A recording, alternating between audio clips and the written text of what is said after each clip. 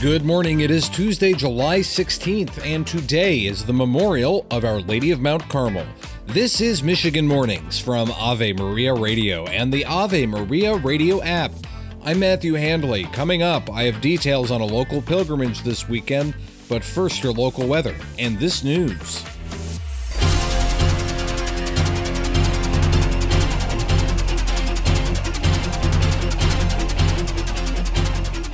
U.S. Senator Gary Peters of Michigan says his Homeland Security panel will investigate the attempted assassination of former President Donald Trump. Peters is the chair of the committee and says there's no place for political violence in this country.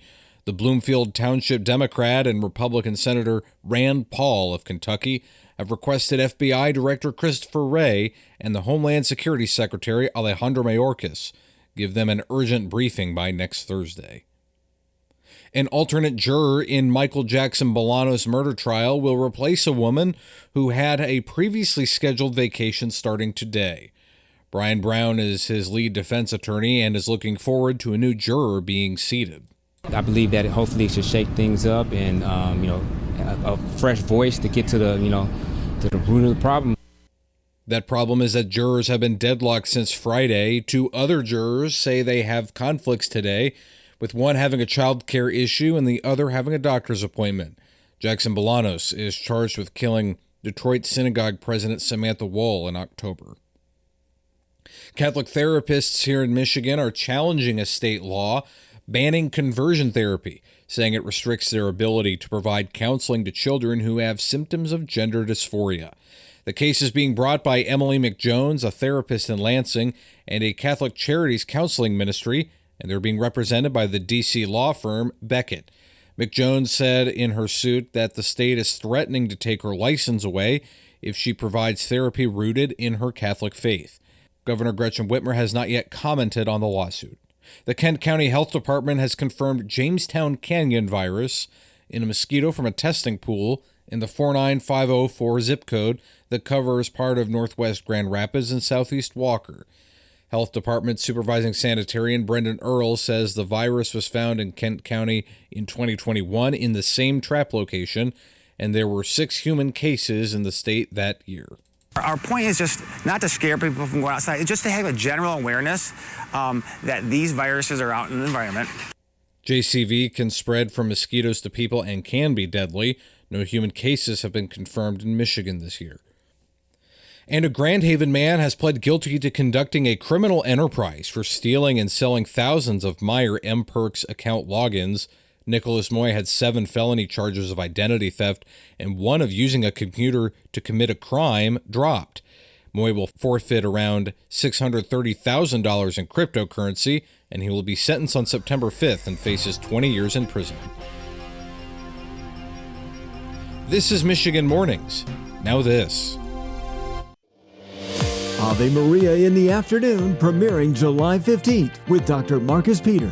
An engaging take on the church, culture, and current events. Hi, I'm Marcus Peter. Tune in weekdays from 4 to 6 p.m. Eastern as we examine the world around us, past and present, through the lens of faith and from the heart of the church.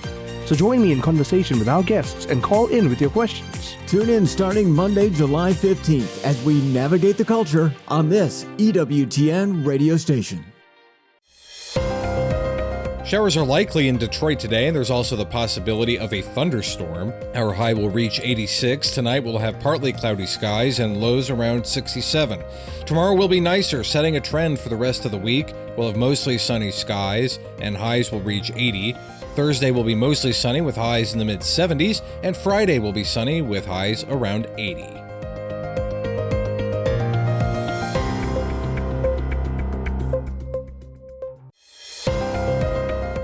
Showers are likely in Saginaw this morning, but by the afternoon those should clear out and we'll have partly sunny skies. Our high will reach 84. Tonight will be partly cloudy with lows around 62. Tomorrow we'll have partly sunny skies and the chance of scattered afternoon showers. Our high will be around 77. Thursday will be sunny with highs in the mid-70s, and Friday will be sunny with highs around 80.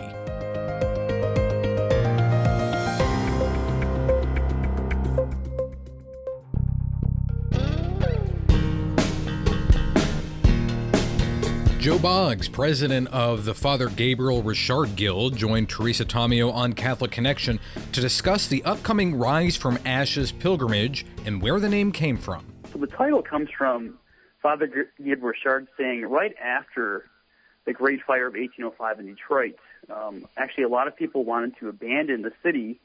They thought it was going to be a wasteland, and Father Gabriel Richard encouraged them, who was the priest at that time of St. Anne's Parish, and encouraged them to stay. And he said, we hope for better things, we will rise from the ashes. So that's where that title comes from. So this pilgrimage, inspired by him, is going to be taking place actually next weekend, July 19th to 21st, Friday through Sunday. It's a 38-mile journey, but people are encouraged to join just for short spurts if they'd like. We have 3 Eucharistic processions as a part of it, so we hope many people join. So when you say 38 miles, from where to where? Yeah, so we start actually at a parish. Well, the land was actually purchased in part by Father Gabriel Richard back in the 1830s, St. Mary's here in Monroe, Michigan. So we'll start with the Eucharistic procession from there to start the pilgrimage, and then we'll journey through northern Monroe County, rural northern Monroe County. We'll stop the first night at St. Mary's Rockwood. It's a parish up there in the downriver area, and then we'll stay overnight there. And the next day, we'll walk from essentially Rockwood to Wyandotte. We'll stay at the Knights of Columbus Hall that night. There'll be a Eucharist procession also that night as well, on Saturday night. And then we'll rise very early, 6 a.m. from Wyandotte, and make the last 10-mile journey to Detroit, the Basilica of St. Anne's. It's really a time for fellowship. We get to know each other. A lot of local Catholics from throughout southeast Michigan kind of descend upon this pilgrimage. And we get to know each other. We pray together. We do the rosary. We do Alexia Divina. And we have time for silence actually built into the pilgrimage, because it's kind of beautiful actually walking through this trek, because it goes from rural Monroe County, which is very rural, farming country, to the industrial behemoth that is Dug Island. Catholic Connection is coming up at 8 a.m. on Ave Maria Radio.